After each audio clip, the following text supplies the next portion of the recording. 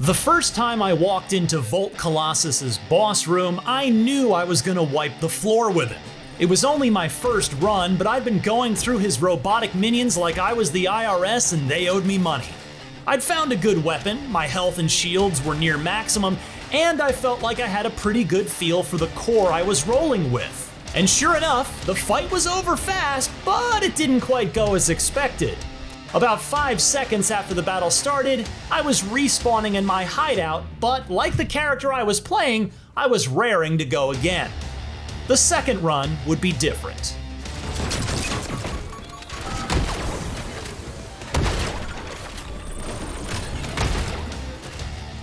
Battle Shapers is the first game from Metric Empire, and it's best described like this.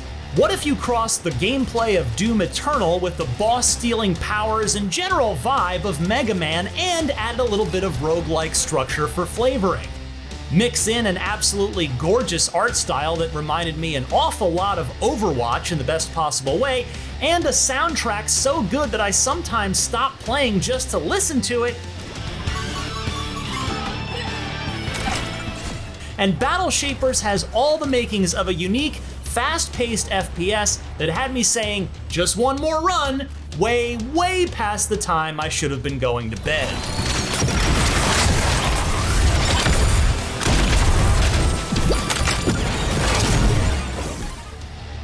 Battle Shapers slotted me into the stylish robo boots of Ada, a Battle Shaper who's been revived for one last mission: save the city of New Elysium from the nasty overlords who have taken over the place.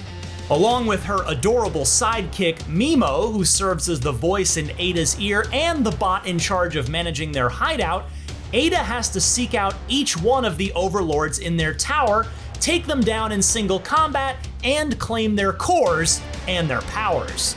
Ada can swap cores at the beginning of each run.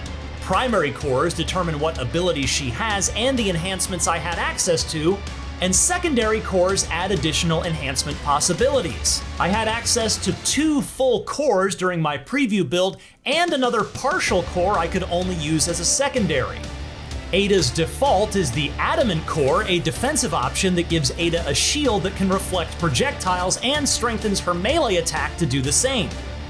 I was drawn to the more offensive-oriented Strike Core, however, which turns Ada's dash into an attack that stacks charges of Hunter's Mark. Building up enough charges by using it allowed me to unleash Overkill, a powerful ability that I used to zip across the screen, cutting through anything in my path.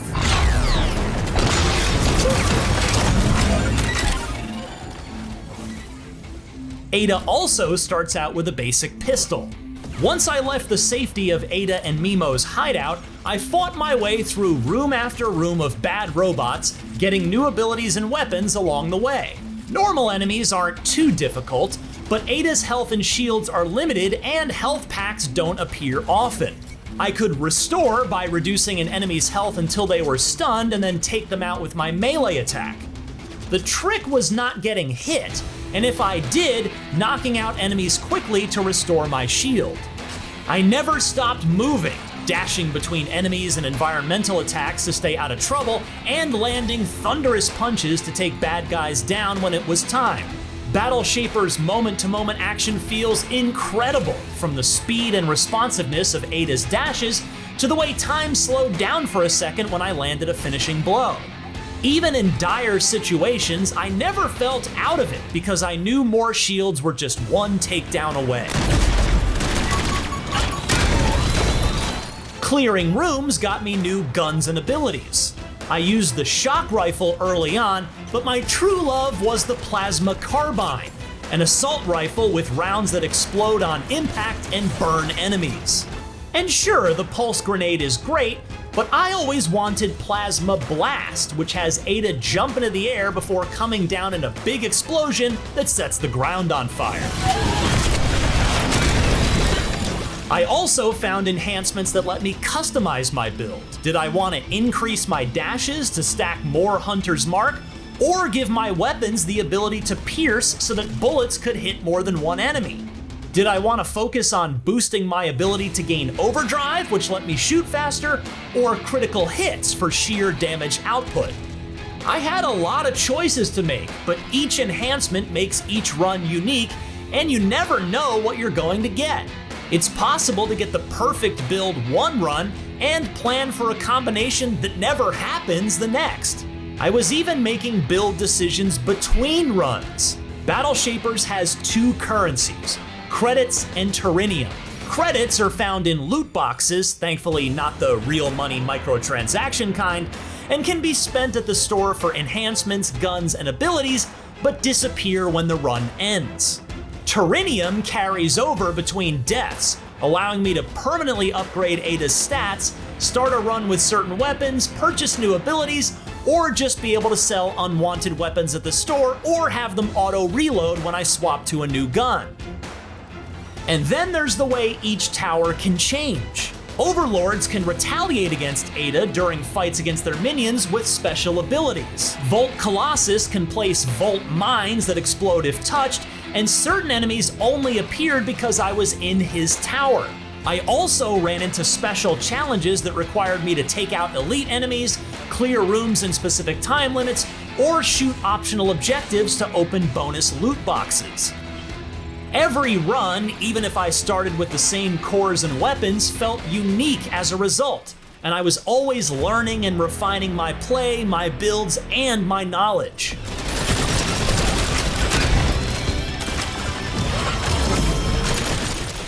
It took me 4 tries to beat Volt Colossus. I nearly had him the second time, did terribly the third time, and beat him with 1 health, I kid you not, no shields and 1 health, on my 4th run. The key to my victory? I learned I could shoot the Volt Mines he summoned because I had to confront them during that run as retaliation. I loaded up a new run right after. I could do better. 2 tries later, I beat him at nearly full health. It wasn't the perfect run, I'm still chasing that several hours into this preview build, but I'm getting close.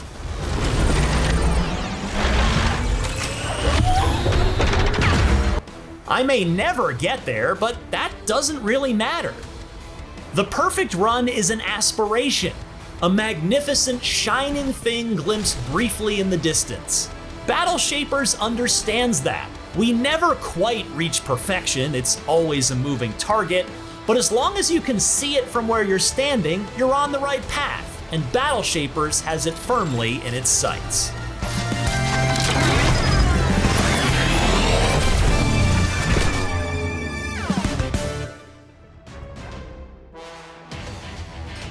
For more on the latest games you need to get on your radar, don't miss our preview of Leica Age Through Blood. And for everything else in the world of video games, stick with IGN.